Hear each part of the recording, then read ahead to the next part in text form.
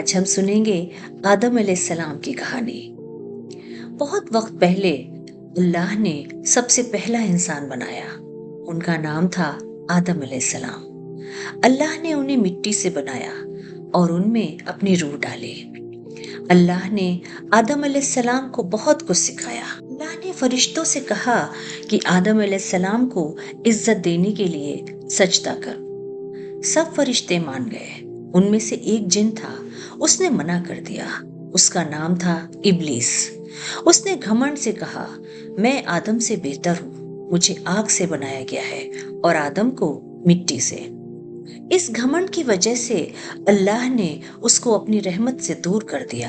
لیکن ابلیس بولا، مجھے قیامت تک زندہ رہنے دیجیے، میں آدم اور ان کی اولاد کو صحیح راستے پر نہیں چلنے دوں گا۔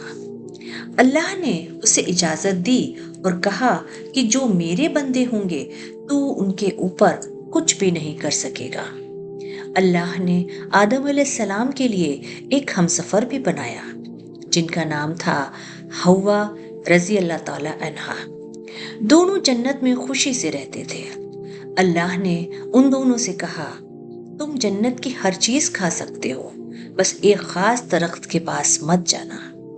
مگر ابلیس بہت جیلس تھا۔ اس نے آدم اور حوا کو بہکایا اور کہا کہ اگر تم اس درخت کا پھل کھا لو گے تو تم ہمیشہ کے لیے زندہ رہو گے اور فرشتے بن جاؤ گے۔ اس نے دکھاوا کیا جیسے وہ ان کا دوست ہو۔ آدم اور حوا نے ابلیس کی بات مان لی اور اس درخت کا پھل کھا لیا۔ جیسے ہی انہوں نے کھایا، انہیں سمجھ آ گیا کہ ان سے غلطی ہو گئی ہے۔ اللہ نے کہا، کیا میں نے تمہیں منع نہیں کیا تھا؟ اور کیا میں نے تمہیں نہیں کہا تھا کہ شیطان تمہارا کھلا دشمن ہے؟ پھر اللہ نے آدم علیہ السلام اور بی بی حوا کو دونوں کو جنت سے نکال کے زمین پر بھیج دیا۔ اب زمین پر ان کو ایک وقت تک رہنا تھا اور اپنے آپ کو صحیح راہ پہ رکھنا تھا۔ آدم علیہ السلام اور بی بی حوا بہت شرمندہ ہوئے۔ انہوں نے اللہ سے دعا کی، یا اللہ، ہم سے غلطی ہو گئی، اگر آپ ہمیں معاف نہیں کریں گے اور اپنی رحمت نہیں دیں گے تو ہم نقصان اٹھانے والوں میں سے ہو جائیں گے۔ اللہ نے ان کی سچی توبہ قبول کی اور انہیں معاف کر دیا۔ تو کیا پتہ چلا کہ شیطان ہمارا کھلا دشمن ہے۔ وہ ہمیشہ ہمیں غلط راستے پر لے جاتا ہے۔ ہر انسان سے غلطی ہو سکتی ہے، لیکن اگر ہم اللہ سے معافی مانگیں گے تو اللہ بہت معاف کرنے والا ہے۔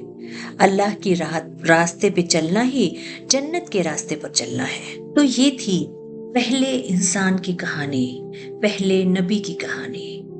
ایسی ہی اور کہانیوں کو سننے کے لیے آپ میرے چینل کو سبسکرائب کریں اور ہم ملتے ہیں اگلی کہانی میں۔